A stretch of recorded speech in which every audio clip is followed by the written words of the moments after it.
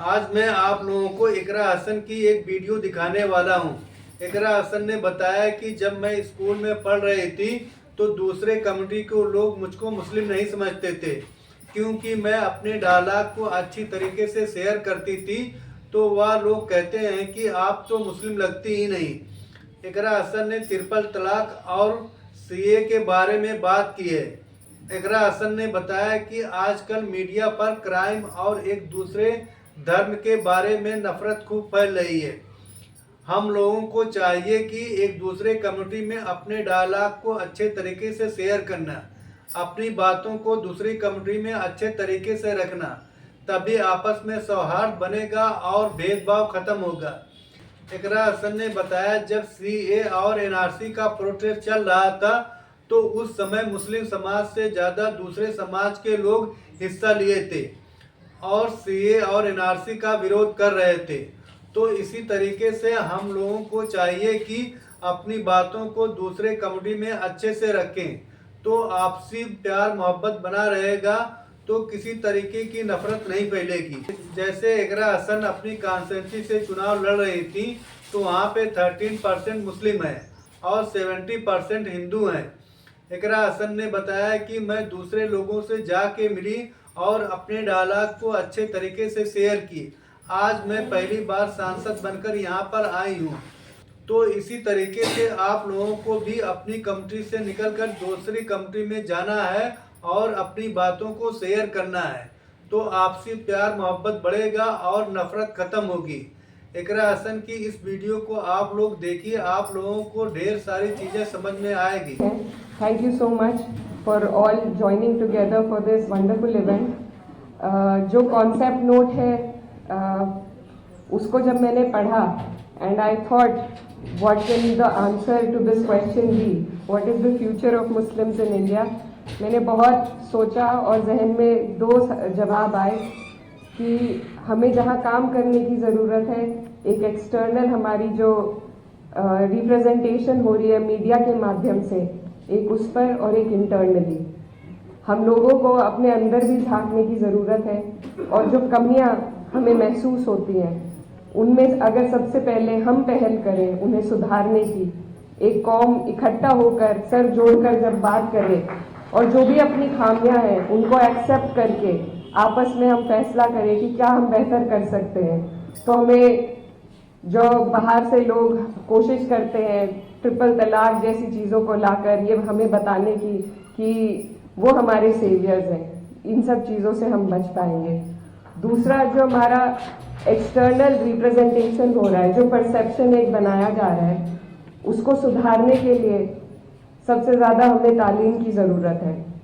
अगर हमारे लोग हमारे बीच से निकलकर हम सब लोग कोशिश करेंगे, मेहनत करेंगे कि हमारी आने वाली जो पीढ़ियां हैं वो बेहतर तालीम हासिल कर सके, ऐसी जगहों पर जा सके जहां से हम अपनी रिप्रेजेंटेशन बेहतर दिखा सके।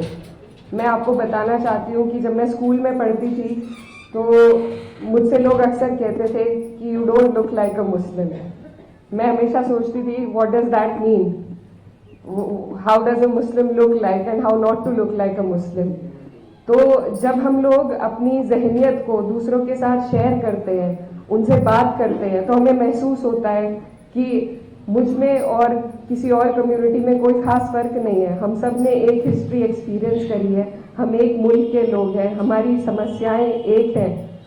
तो हमारे बीच में जो नफरत घोली जा रही है ये सिर्फ कुछ लोग पॉलिटिक्स के लिए कर रहे हैं, आगे बढ़ने के लिए कर रहे हैं।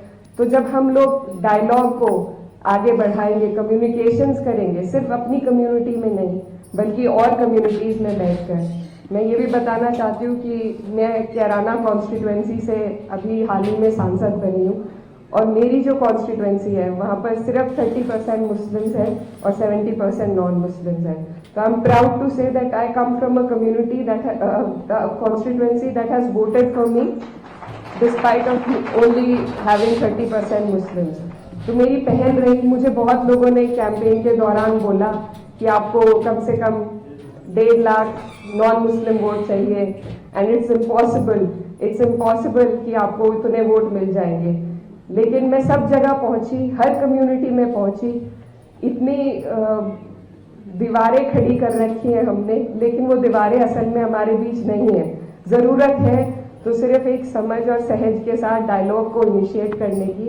एंड आई थिंक मीडिया में और जो लोग कुछ जहर घोलने का काम कर रहे हैं, उनकी कोशिश है हमें एक्सक्लूड करने की, सोसाइटी से, तरक्की से, आगे बढ़ने से एक्सक्लूड किया जा रहा है मुस्लिम्स को।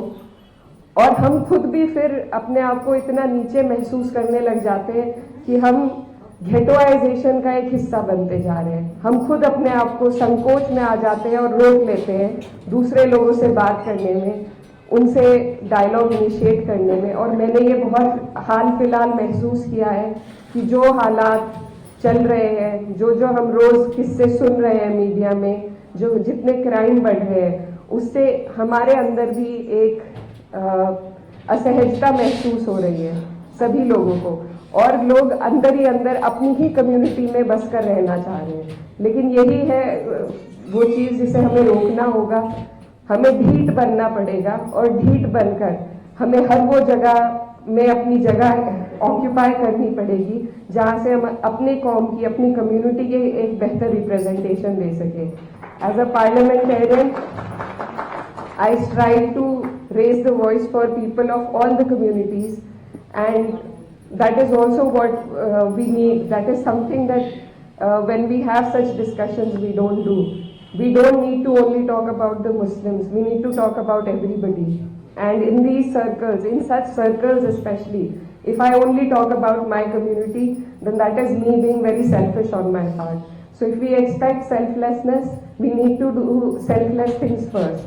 तो हमें सिर्फ अपनी नहीं, अपने जैसों की, हर उस व्यक्ति की आवाज़ उठानी पड़ेगी, क्योंकि यही हमारे देश की गंगा जमुनी तहजीब है, जो एक तरफ से जिस पर वार हो रहा है और हम भी कहीं ना कहीं उसका शिकार होकर सिर्फ अपनी बात करने लगे हैं। तो हम सबको, ऐसे लोगों को जोड़ना पड़ेगा जो इस गंगा जमुनी तहजीब की हिफाजत करना चाहते हैं, और हम सबको एक दूसरे के लिए आवाज़ उठानी पड़ेगी। I think that is what the future holds for us, and if we move in this direction, I think it will be a better future.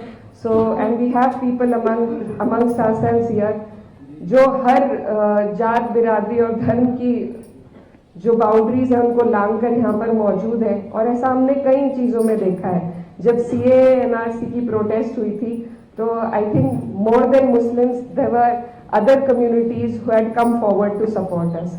So we need to stand for each other, we need to look within ourselves and do better for our community, and then to stand for other communities. I think only then can we provide a better future, not just for Muslims but for everybody in the country. Thank you so much.